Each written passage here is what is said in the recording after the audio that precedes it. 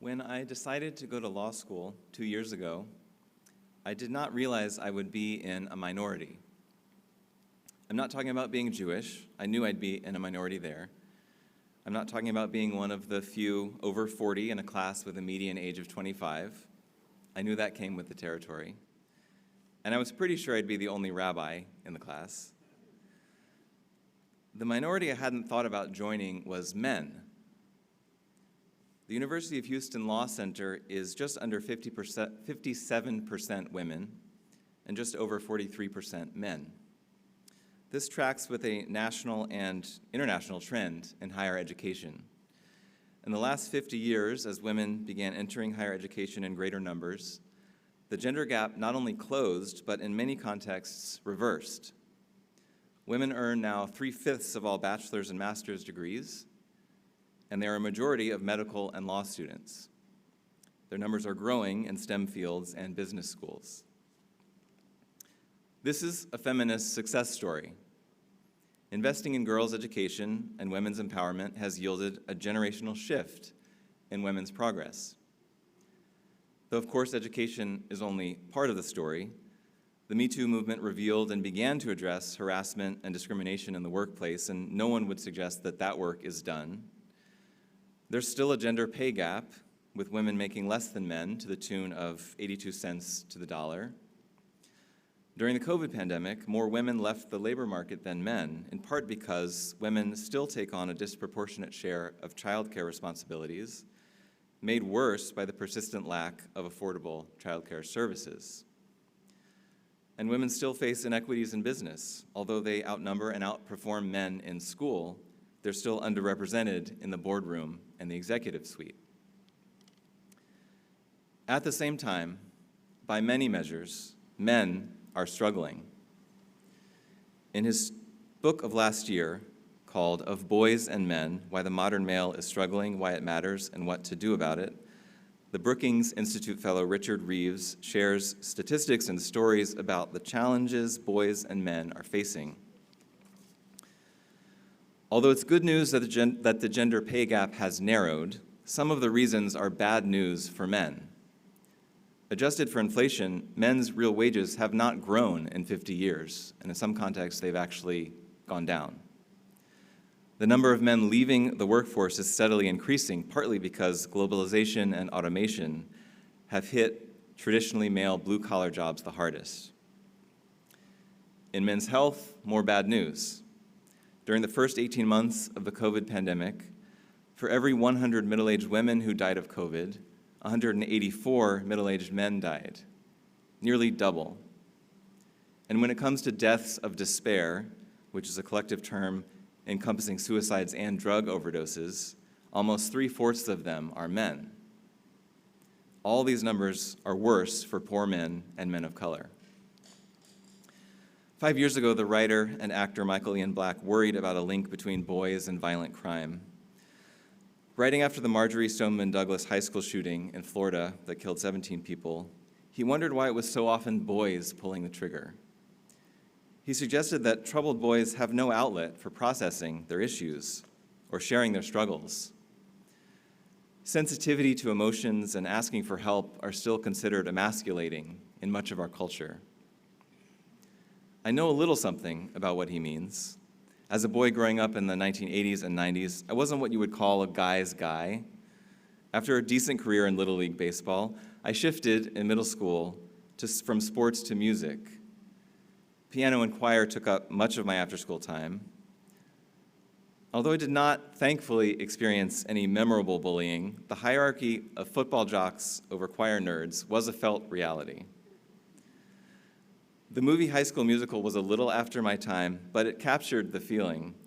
The central conflict of the story is the protagonist's forced choice between being a basketball stud or a musical theater star, but not both. Being a Disney musical, it deals in hyperbole, but there's a kernel of truth in the notion that boys are told they have to be one thing and not another.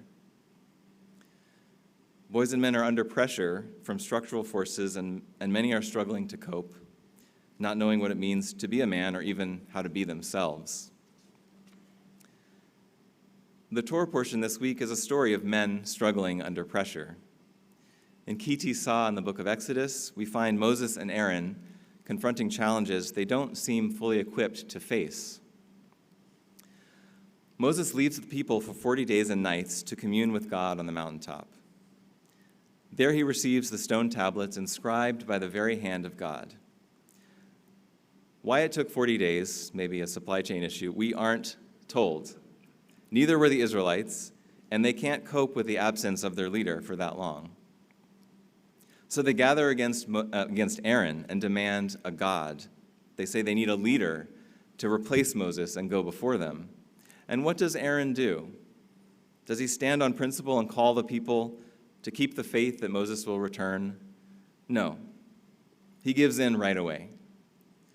Go get your wives' gold jewelry, he says to the men, and bring it to me. And then he casts it into a mold and a fire and fashions a golden calf, leading the people gravely astray. When Moses confronts Aaron about his role in this crisis, Aaron denies responsibility. These people made me do it, he says. I threw their gold in the fire, and out came this calf. Aaron would like to avoid blame, but the people were out of control because Aaron let them get out of control. The verb used here, pei resh ayin, highlights Aaron's failure. In another form, it means to lead, and even shares a root with the word Pharaoh. But here it means to let loose or to cause to show lack of restraint, the opposite of leadership. As for Moses, he's not exactly a shining example of leadership either. When he comes down the mountain with the tablets and sees the golden calf and the people dancing around it, he loses control. In a fit of rage, he hurls the tablets to the ground and shatters them. Then he burns the golden calf, grinds it into powder, and makes the Israelites drink it in their water. But he's not done raging.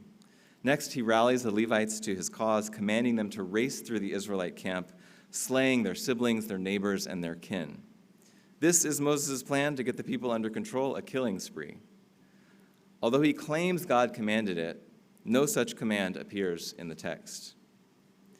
Both Aaron and Moses in this parsha are cautionary tales. As Michael Ian Black wrote, the man who feels lost but wishes to preserve his fully masculine self has only two choices, withdrawal or rage. Aaron withdraws, Moses rages. Both have disastrous consequences for the people around them. For many boys and men today, social and structural changes are causing a similar crisis of withdrawal and rage.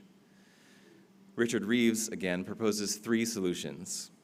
First, to address the educational achievement gap, he says we should redshirt the boys.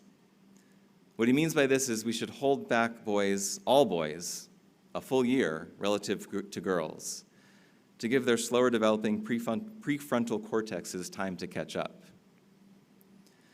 Reeves admits that this idea treads on political thin ice because the left tends to downplay biological differences between boys and girls, and the right tends to downplay everything but biological differences. The science is still emerging, and we should be open to exploring it. Second, to address the workforce issues, we should get more men into so-called pink-collar jobs. Just as efforts to recruit women and girls into STEM fields are working, we need corollary efforts to recruit men into healthcare, education, administration, and the like. Public funding is a challenge, but so is stereotyping. In Gloria Steinem's recent book, The Truth Will Set You Free, but First It Will Piss You Off, she wrote, women are always saying, we can do anything that men can do, but men are not saying, we can do anything that women can do. When I ask you to picture a nurse, a secretary, or a teacher, whom do you see?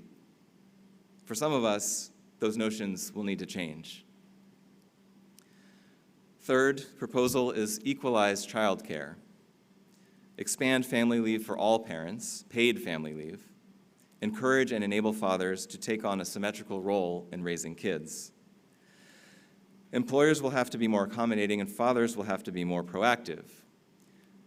Reeves sees this term asynchronous symmetry as the goal, because the balance of child-rearing responsibilities at any given stage of family life may not be equal. but it should equalize over time. As he explains, just because moms are better at breastfeeding a 3-month-old does not mean they are better at making dentist appointments for a 13-year-old. There's definitely no one-size-fits-all for every family. For example, although I'm happy to do most of the cooking in our household, I have a severe mental block against planning the meals for the week. Just give me a shopping list and tell me what to make. Every family will juggle this differently. The point is, it needs to be a cooperative, intentional process. And it's important to acknowledge that much of the discussion slants heteronormative. But LGBTQ people and families have a lot to teach the rest of us about making intentional choices about identity and family balance. I'm not a social scientist, so I can't say how well these 3 proposed solutions will work, or if I even endorse them, but at least it's a serious attempt to name a problem and address it. What I am fairly sure about is that underlying every policy proposal is the need to end stigma against boys and men who are figuring ourselves out and not conforming to outmoded expectations. What gives me hope is what I see among many men I know, embracing fatherhood as caring and being present, not just breadwinning, intentionally, if imperfectly, juggling work and childcare with a partner, sidestepping inherited orthodoxies about gender roles. What gives me hope is the next generation, already growing up with a more expansive universe of assumptions about what men can be and do, not to mention a more fluid sense of gender itself. What gives me hope, too, is that even Aaron and Moses showed signs of being a different kind of man. Some commentators are kinder to Aaron than I was before. They think he did the best he could in an impossible situation. If he had resisted the people's call to build them a new god, they might have killed him and done it anyway. So he made a calculated choice to try to appease the people long enough for Moses to return. When he saw the people worship the golden calf, he declared a festival of Adonai, this faithful attempt to keep the people's worship directed to God, not the calf. So too for Moses. When he broke the tablets at the sight of the calf, the Midrash says he acted not out of rage, but out of care. He knew what was written on those tablets. Thou shalt make no graven images. And he worried about how harshly God would judge the people based on what they were doing. He cast the tablets aside like a concerned attorney ripping up a damaging contract before it could be signed to protect his client from liability. Moses also showed compassion for his people when God reacted to the golden calf by announcing a plan to annihilate the people for what they did. Moses pleads with God, "Let not your anger blaze forth against your people." Here's a man whose care moved even God to renounce his rage. Where was this Moses when his own rage blazed forth against his people? Maybe these 2 men were backed into a corner, lost control, and responded with withdrawal and rage. Or maybe they were struggling leaders who acted as best they could out of faith and care. Probably we all have these possibilities within us. To show up as our best, we have to make choices, but good choices require support. That's something feminism has always understood. For women to make their own choices about career, family, and self, they need support from family, community, public policy. It shouldn't surprise us that men need that support too. When Judith Plaskow published her foundational work of Jewish feminism, Standing Again at Sinai, she dedicated it to her son, Alexander. The dedication page bears a quote from feminist theorist and poet Adrienne Rich, who wrote in 1976, "What do we want for our sons? We want them to discover new ways of being men, even as we are discovering new ways of being women." This hope, this promise, remains unfulfilled almost 50 years later. May we live to see it fulfilled. May we work to fulfill it for the sake of our sons and daughters and the men and women they will become. Shabbat Shalom.